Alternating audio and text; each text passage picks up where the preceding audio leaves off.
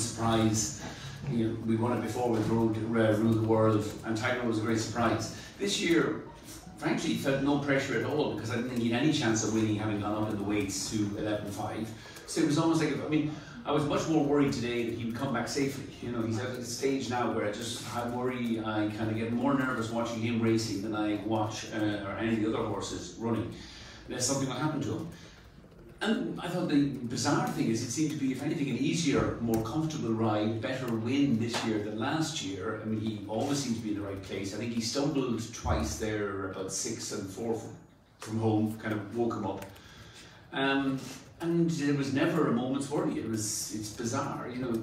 You grow up in, you know, as a kid in Ireland, the race you first become aware of is the Grand National. It's not the Shelton Gold Cup, it's not the Challenger, it's the Grand National. We all had our first bet on the Grand National. I went into my first bookie shop to put a bet on a Grand National without my mother knowing. And now to win it once is a dream come true. To win it 3 times is Trevor Hemmings-esque, and I hope Trevor wins it next year and he takes the score to 4-3. Yeah. In the aftermath of Cheltenham, were you really humming and hawing about running him in the National? Yes, I was. Why? Because, as you know, he's not a big horse, and you know he's gone up 9 pounds in the weight. If the ground had been soft today, or if Annabelle Fly had come out, we wouldn't have run him. I was asked outside, you know, will he come back next year for the hat-trick, and I said probably not. He'll get another 8 or 9 pounds for the cross-country win. He'll probably go up, and he'll be humping 12 stone around here next year. So I think it's unlikely he'll come back here next year. I think much more likely we will, if he's fit and well next year, we'll aim him. His main goal for the season is the cross-country in Cheltenham, and if he was to win that for a 3rd time, I think we'll retire him. You wouldn't even enter him in the National next year? I think it would be, no, I mean, he'd probably enter, but you know, he'd be so heavily weighted. You know, Red Rum won it 3 times, Tiger has won it twice. We're very happy, delighted, privileged, thrilled to win it 2 times, but I don't want to bring him back here carrying 12 stone and kill him. As a businessman and all the deals you've done down through the years, how does the purchase of Tiger Roll compare? That is very unfair. I was asked that question outside and said, is he the best purchase you've ever made? But I was standing beside my wife, and so I deliberately said, after the engagement ring, he's probably the second best purchase I've ever made in my life. You know, look, everybody knows Eddie, my brother, buys these horses, and you look across the record that he has over the last 10 years. We've won 2 Gold Cups, 3 Grand Nationals, 4 Irish Grand Nationals. My brother is a genius. I think he's the clever one of the family at identifying horses. All I have to do is write checks, which is reasonably straightforward. Yeah. And he keeps delivering incredible success. But money couldn't buy you days like this. Money couldn't buy you experiences like this. I have 4 children at home in Ireland jumping up and down on the sofa, cheering on Tiger Roll. And you know, they are... when I was a child growing up, I never dreamed you could own a horse that would run the Grand National. The Irish didn't have horses that ran the Grand National in the 60s and 70s. And now we have, you know, we're not just entering them, but you know, thankfully we're winning a few as well. You say his target would be the cross-country test at Cheltenham. Some people reckon he'd have gone close in the Gold Cup. I mean, is the cross-country the target? You're not tempted by the Gold Cup next year? No, I mean, he's a great horse, but he's a small horse. You know, and the standard of the Gold Cup, I mean, I've been fortunate enough to win the Gold Cup twice with Don Cossack and more attrition. It is such an attritional race. You know, and he has won, you know, he's been to Cheltenham. I think he's won 4 times on the back, 4 winners in Cheltenham. If he was to go back there next year in the cross country and win 5 times in Cheltenham, like, what more do you want from the horse? It is, at that stage, I think I would mind every precious hair in his body. Gordon Elliott's here, guys. Well done. Have we time for one more question to the owner? He's not getting dragged away, no? The Ryanair flight last year going home was a bit special, trains all round. It ran 30 minutes late, and there was a free bar on board, and it will run probably about 30 minutes late again this evening, and there will be another free bar on board. Yeah. If the cost of winning the Grand National each year is a free bar on board a Ryanair flight from Liverpool to Dublin, it is money very well spent. Well, maybe, any questions from the floor? A word about Gordon in terms of his abilities as a trainer and to get the... I mean, as I said, you know, you look at the team we have here. Like Eddie has a phenomenal record over a 10 or 12 year period buying horses or selecting these horses when they're very young, and you know, and he finds pearls out of silk purses out of sow's ears. You know, we first came across Gordon when he won first with Silver Birch. Right? Who the hell is he? And you know, he also comes from a county called Meath, which is, I'm from Westmeath, and here's from Meath, and they kind of look down on us because we're the poor peasants we live further west than Meath. But he is what he has achieved. You know, there's a lot of criticism in racing of, you know, people of the big trainers and the big owners. And the answer I make all the time is, well, Gordon Elliott. He started off with nothing. He has built an incredible training career. Although he's too young to have a career at this stage, but he's built an incredible training career, an incredible training operation with nothing, only the sweat of his back. It is phenomenal. He didn't have a background in racing, but he's built the second most powerful stable in Ireland. Second. You're still second behind Willie, but you know, you're getting closer and closer. And he is winning. Look, he's recording Cheltenham, he's recording Liverpool. You know, he is an incredibly talented trainer, and he is the answer to everybody else that says, you know, you need to have luck or relations or money. You don't. You just need to work incredibly hard. It's what he does, and he delivers extraordinary results. He also, by the way, throws very good parties in Summerhill in County Meath, and there will be one there tomorrow afternoon at about 2 o'clock in the afternoon. And at this stage, Gordon, you're preferring the beer to the champagne? Well, as I said, as Michael said, I wasn't born with a silver spoon in my mouth. I don't know what champagne is like, so we don't know the more with silver spoon. Listen, about today, the 3 Grand Nationals. I mean, are you pinching yourself? To be honest, it was unbelievable. We had 11 runners in the race, and like when Silver Birch won, I probably didn't appreciate it enough. And Tiger Roll last year was unbelievable. Like this year, if only one of the horses won, it would have been brilliant. Like. But Tiger, like, is just a bit special. Like, you know, the stats are all against him.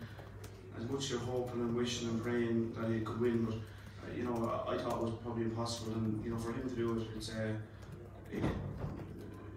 Tiger. Hopefully now he get the recognition he deserves. He go down as one of the greats. And Michael's got 2 statues in his house of Warren Trish and Don Cossack, so he said he wasn't going to put one up with his head, so if he doesn't, I hope he stuffs him. I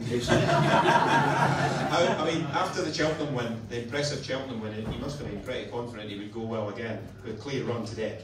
You're always hopeful more than confident. Like in a Grand National, to be 7-2 or 4-1 to win it is lunacy. You know, you don't want to be 10-1 to jump around and might win the race. But listen, he just showed, he wears his heart on his sleeve, he takes a chance at everything in life, Tiger. You know, he watched him the 4th or 5th class, he was slow and accurate. He wants it more than anyone, and he's a bit special. What's he like as a horse at home? What sort of character is he to look after? Listen, he's a gentleman.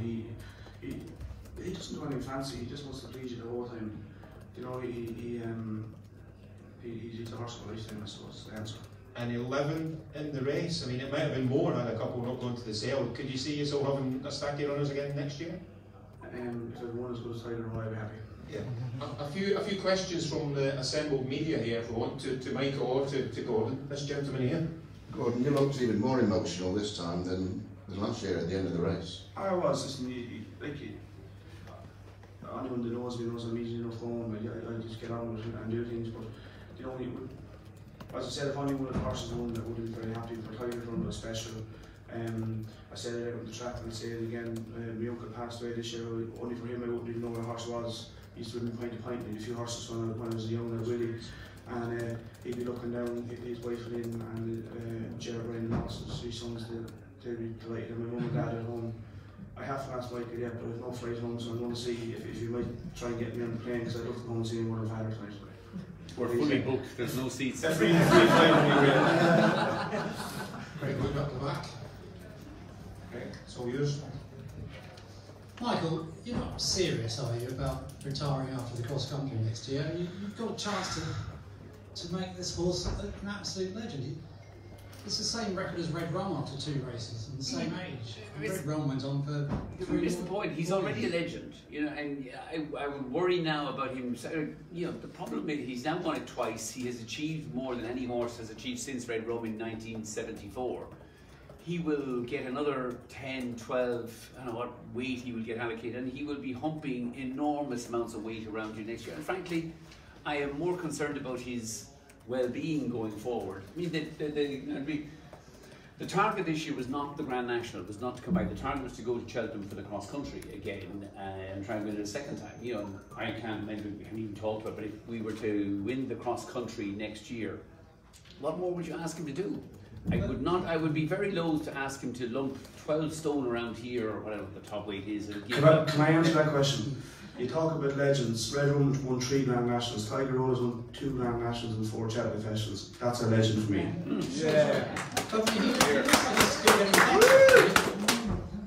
He is still getting better, but you know, we have a responsibility now. I mean, he is a horse that is probably the most famous horse in training. You look at the reaction of the crowd here today, and in business you could be greedy, but in racing we should not be greedy. Like, he's won 2. Why would we want to come back and win a third one? I mean, Gordon will have 10 or 15 horses in it again next year. Now look, next year's a year away, and we always talk too much. Like, you get an injury next week, and that would be next year dealt with. So I think if we have a plan for next year, it would be, and his primary target each year is cross country, is to go to Cheltenham. And if he won that, then we make a decision after that. Gordon, you were hardly around where you were in Red Rum this spring. I didn't know what horse was. You weren't born. I was 13. I definitely wasn't You weren't born. We've got time for one more, maybe 2 quick questions, so now's your chance. Yeah. Mr. Cook? You both must have addressed this question before, but I mean, what is it about Tiger Roll that makes him able to do these extraordinary things? It's not just 2 Grand Nationals, is it? He's winning various races at the Cheltenham Festival, he's winning over different distances, taking on all comers and cruising through a race like that, despite, you know, having more weight than last year. How does he do it? I think the great thing about Tiger Roll, the reason I think the public have latched onto him, is he's an underdog. He's a small horse. He was bought to win a 4-year-old hurdle, the Triumph Hurdle in Cheltenham. He wasn't a particularly he couldn't win a novice chase, you know, because he was a small horse and there were big fences. He's always been a kind of a battler, and I think the way the public latch onto him is because he is a little rat of a thing, because he's taking you see him walking around there with the big hairy chasers, they're all, you know, much bigger than him. And I think the public kind of warm to an underdog who overachieves. What do you think? You've just won the last race, by the way, Gordon, as well, I'm told. Very important. Is that Cheveley Park, is it? Very important. The second most important holders of my yard. I think one more quick question, if we have any. Do we have any? Yeah. One. Just to let you know as well that Tiger Roll's going to be paraded shortly on the course, out in the course. Okay, just very briefly for Gordon. When he turned up in your yard, a small horse, he'd won a juvenile hurdle. What do you think? My God, what do I do with a small horse like this? He's just a hurdler for life. You never could imagine he was going to be a chaser. Tell him the story. To be honest, the day I got Tiger Roll, there's a horse went to the sales, we won't mention his name, and I wasn't the #1 trainer for GSM at the time, or still not the #1, we were all the team, but there was a horse I recommended and I wanted, and it was bought. I thought I was getting, and I went to another certain trainer we won't mention, and I threw the ties out of the pram a little bit with Michael. It was probably the first time, and the last time I think we had crosswords, and I kind of let a few fucks and lines on me, and he just says, look, enough is enough, don't say any more about it. And I got 2 other horses, one horse who won a race or 2, the other one was Tiger Roll, and the other horse that I wanted ended up being no good. So who was the expensive horse? I think we paid about 250 to 300 grand for him. He was useless. If you haven't got luck on your side, you're not. And in fairness, Michael just says, just trust me, he says, and say nothing. I did, and the rest is history. Well, listen, guys, that's fantastic. So Michael O'Leary and Gordon Elliott, guys, and we're shortly